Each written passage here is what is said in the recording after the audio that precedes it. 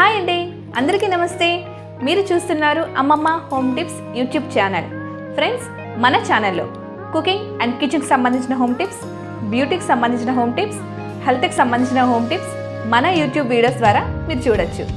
So friends, ఈరోజు మన video topic పాలు పొంగుతున్నప్పుడు గిన్నెలో నుంచి బయటికి రాకుండా ఉండాలి అంటే ఏం చేయాలి? పెరుగు ఎక్కువ రోజులు నిల్వ ఉండాలి అంటే ఏం చేయాలి? వంటింట్లో ఏం చేస్తే ఈగలు రాకుండా ఉంటాయి? బట్టలపై ఇంకు మరకలు పడితే ఏం చేస్తే ఇంకు మరకలు పోతాయి? ఇలాంటి హోమ్ టిప్స్ ఈరోజు ఈ వీడియోలో మీకోసం. సో ఫ్రెండ్స్, ఈ వీడియోని చివరి వరకు చూడండి. అప్పుడే నేను చెప్పే హోమ్ టిప్స్ మీకు యూజ్ అవుతాయి. ఇంకా లేట్ చేయకుండా మన వీడియోలోకి వెళ్ళిపోయే ముందు చిన్న రిక్వెస్ట్ అండి. నా ఛానల్ ఫస్ట్ టైం చూస్తే ప్లీజ్ సబ్స్క్రైబ్ చేసుకోండి. మీకు నచ్చితే లైక్ చేయండి, మీ ఫ్రెండ్స్కు షేర్ చేయండి. ఈ వీడియోపై మీ సలహాలు సూచనలు కింద నా కామెంట్లో తెలియజేయండి. ఇంకా లేట్ చేయకుండా మన టాపిక్లోకి వెళ్ళిపోదాం. మన ఫస్ట్ టిప్ కర్డ్, పెరుగు.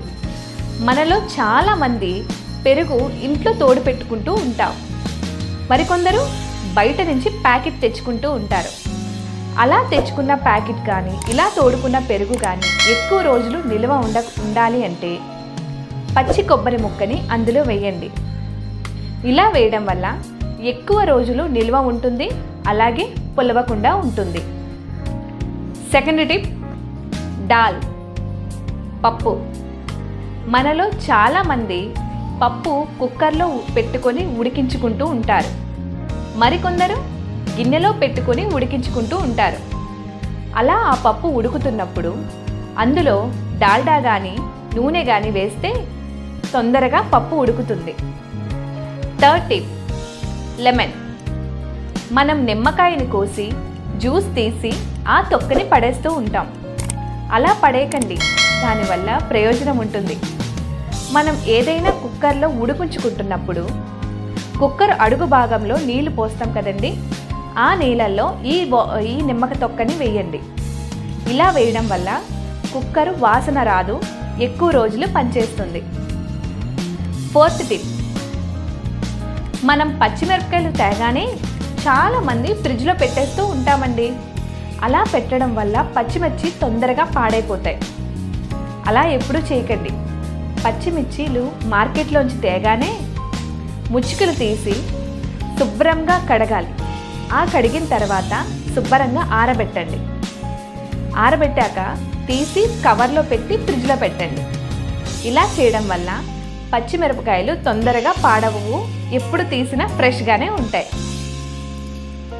ఫిఫ్త్ టిప్, మనం పాలు కాచేటప్పుడు ఎంత దగ్గరగా ఉన్నా సరే పాలు చూసుకోకుండా ఒక్కొక్కసారి పొంగిపోతూ ఉంటుందండి. అలా పొంగినప్పుడు చాలా ఇబ్బంది అవుతూ ఉంటుంది. అలా పొంగకుండా ఉండాలి అంటే పాలు పొయ్యి మీద పెట్టకముందే ఆ గిన్నెకి పై భాగంలో అంచు చుట్టూ నూనె రాయండి. ఇలా రాయడం వల్ల పాలు మరుగుతాయి కానీ తొందరగా పొంగవు.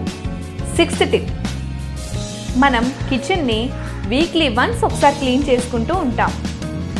ఎంత క్లీన్ చేసినా ఈగలు మాత్రం వస్తూనే ఉంటాయండి. అలా ఈగలు రాకుండా ఉండాలి అంటే మనం ఈ టిప్ ఫాలో అయితే సరిపోతుంది. మనం కిచెన్ క్లీన్ చేసినప్పుడు వాటర్లో కొద్దిగా పసుపుని వేయండి, వేసి క్లీన్ చేయండి. ఇలా చేయడం వల్ల ఈగలు రాకుండా ఉంటాయి. సెవెంత్ టిప్, మనం వంట చేసినప్పుడు చాలాసార్లు మన చేతిలోంచి నూనె జారిపోతూ ఉంటుంది.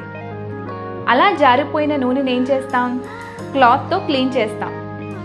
అలా చేయకండి. జారిపోయిన నూనె పైన మైదా పిండిని జల్లండి. ఇలా జల్లడం వల్ల నూనె తొందరగా పీల్చుకుంటుంది.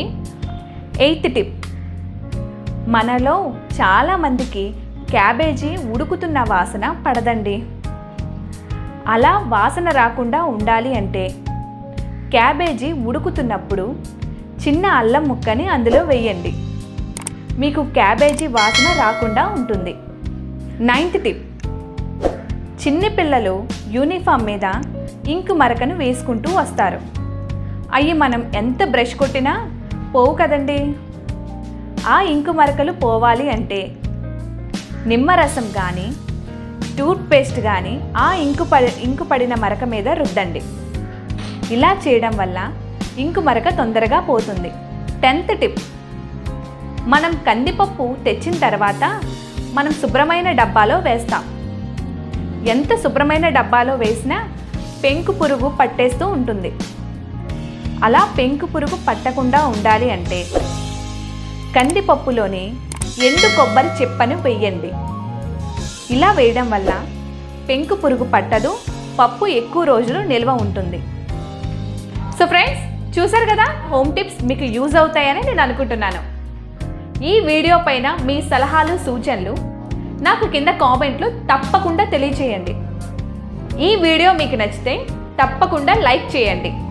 మీ ఫ్రెండ్స్కి అవసరమైతే షేర్ కూడా చేయండి. అలాగే ఈ వీడియో కింద సబ్స్క్రైబ్ బటన్ ఉంటుందండి, అది మాత్రం క్లిక్ చేయకుండా మర్చిపోకండి. Thanks for watching. నమస్తే.